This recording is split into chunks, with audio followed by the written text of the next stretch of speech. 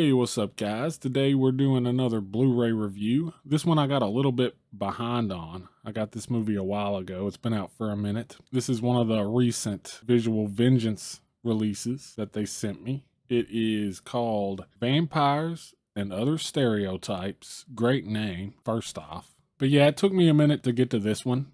One of the reasons for that is because the first time I watched it, I kind of hated it, but I also had this weird feeling that, like, because something was there, even though I didn't enjoy the watch through, and I'll get to that more later, but yeah. But I really wanted to circle back and watch it a second time before I reviewed it. It's from '94. It is a film by Kevin Lindemuth. I think it's probably Lindenmuth, but I'm not sure. Hopefully I'm pronouncing it right. But yeah, it's the story of two guys who you quickly figure out are like some kind of secret agents and a group of teens who just want to party. They all get locked in a building that has a portal to hell in the center of it. And it's the classic, Evil Dead knockoff kind of people running around getting knocked off by demons and seeing crazy shit.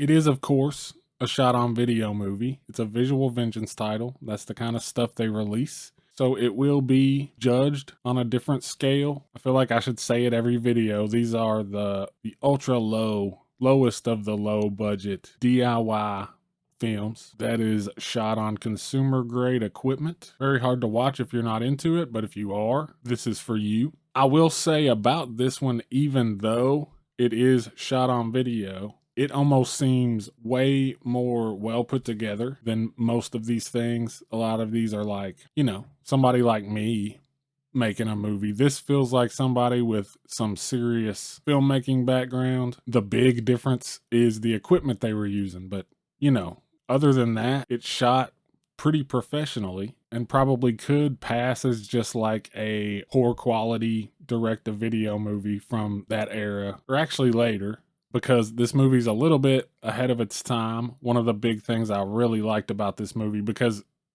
like I said, I didn't like it the first time I watched it. I felt like I wanted to revisit it. And the second watch, I don't know what the fuck was wrong with me, because I really liked this movie a lot. It's kind of a given, because I love Evil Dead and Evil Dead knockoffs so much, and that's exactly what this is. If you like that kind of stuff, like if you like Night of the Demons or Witch House, Witch Trap, Witch Board, a lot of movies with witch in the title. But yeah, anything like that, this is one of those movies. If you want to get an easy reaction from me, just stick a bunch of teenagers in a small space with demons that they accidentally conjured. I love it every time. This is no exception. I do think, though, maybe with that first watch, what went wrong with this movie for me was the lack of camp. Because it is so well put together and kind of just well made, I think my expectations weren't met that first time. I was expecting what you usually get from these kinds of movies, at least from my experience and what I kind of gravitate towards in the shot on video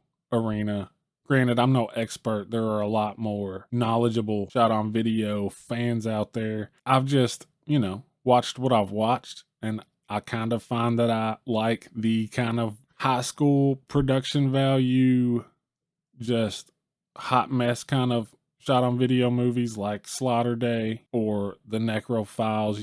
That shit hits with me every time. It's always so stupid and ridiculous that I just fucking love it, because it's just people who want to make a movie making a movie, regardless of what they have access to, what people will think, whatever. They're just making what they want to make. This one doesn't have that feeling. This one has the feeling of a legitimate movie. And I think that's what threw me off. And because of that, it felt slow as hell. I think part of that is due to this guy who is one of the agent guys, who has some serious Mike from Breaking Bad vibes, by the way, who on this watch actually became like my favorite part of the movie. His performance is that of a block of wood, which is like...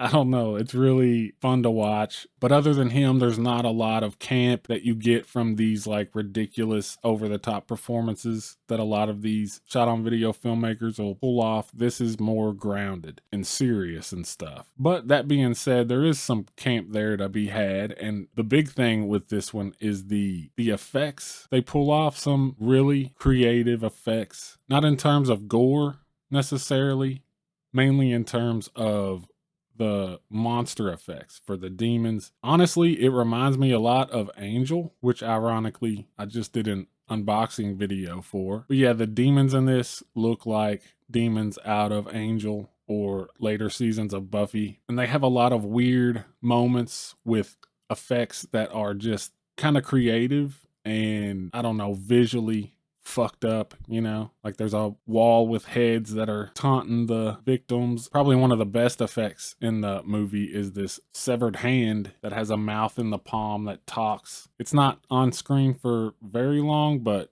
it's definitely a standout effect in the movie. On top of that, the lighting is great. They use that creep show style lighting, which of course I'm a sucker for, any kind of neon lighting in a movie. And it all just gives it that vibe of like, you know, movies like this that are really visual treats, really good at setting an overall like mood for the movie. And this one kind of nails that. But the big thing about this movie, and going back to it reminding me kind of Angel, this movie's ahead of its time, I would say. And what I mean by that is that it feels like a fucking late 90s, early 2000s Monster of the Week TV series, like pilot, is what it feels like. They're setting up a whole bunch of lore just around the demons and who these secret agent guys are. And they're setting up all this stuff that 100% is the setup to a bigger universe of stories. From what I saw, the guy never went any further with this. He made a few more movies, probably around the same budget. He made a franchise of werewolf movies, it looked like, which would be interesting to check out. The guy built a universe, and it's a pretty cool universe that feels like the kind of stuff that came 2 to 4 years later on the CW and shit. And I'm a huge fan of Monster of the Week shows. I'm actually depressed lately that they're kind of not a thing anymore. But yeah, so for me, I mean, this movie has so many elements that I'm just a sucker for. It's right up my alley. It's an Evil Dead knockoff. It's got great effects, great lighting. It feels like a Monster of the Week show. It's everything a guy like me could want. And that's kind of the weird thing about why the first time I watched it, I just didn't like it. And it almost feels like a teachable moment, if I can take an aside, because I've been thinking about it since it happened. It's just like, you know, if you watch a movie and you don't like it, but you feel like something's there, something's off. I mean, it just happened to me, and I revisited it a month or two down the road and had a completely different take. It's kind of crazy, and it makes you kind of question all your movie tastes. I mean, of course, you know some of the movies you love, but I don't know, man, it kind of makes me want to revisit all of the old movies that I have like long-standing negative opinions on and give them another shot. But yeah, anyway, I'm probably going to give this a 3 out of 4. It's not perfect. It is slow at times, but I would say, you know, if you like shot on video, Evil Dead, Monster of the Week shows, cool effects, definitely check this out. It's 100% worth it. Just know if you're buying it with the fact that it's a shot on video movie in mind, it might not exactly be what you expect. And that just leaves the review of the Blu Ray release, which we will get to after this commercial break.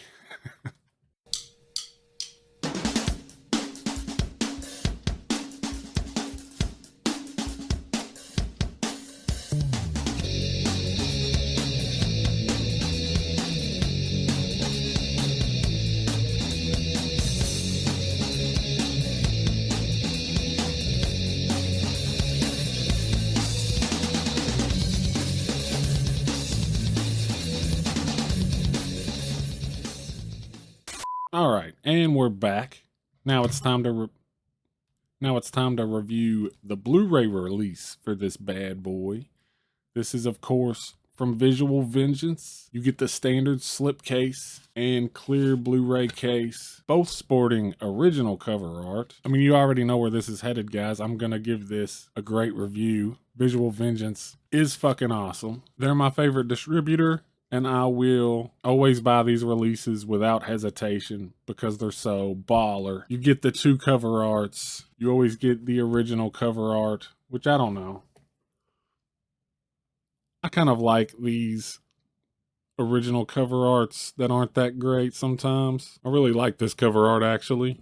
I might switch to it. You also get the sheet of stickers for whatever you want to stick them on. You get this little booklet with a write-up and another cool ass cover, dude. That's 4 on this one so far. And you get your poster, which is the reversible sleeve version. Pretty dope cover art. And of course, you get the just laundry list of special features. You've got 3 different commentaries. You've got a shit ton of interviews. And as usual with Visual Vengeance, you have entire films in the special features. This is Kevin Lindenmuth's, I'm sorry if I'm butchering that, his early Super 8 films, which is super dope. So yeah, this is getting 4 out of 4, baby. This is a dope ass release for $25. All the stuff you get. Let's hope they keep it up forever and just keep giving us these weird, fucked up obscurities. And yeah, that's it. Thanks for watching. Hope you enjoyed it. And until next time.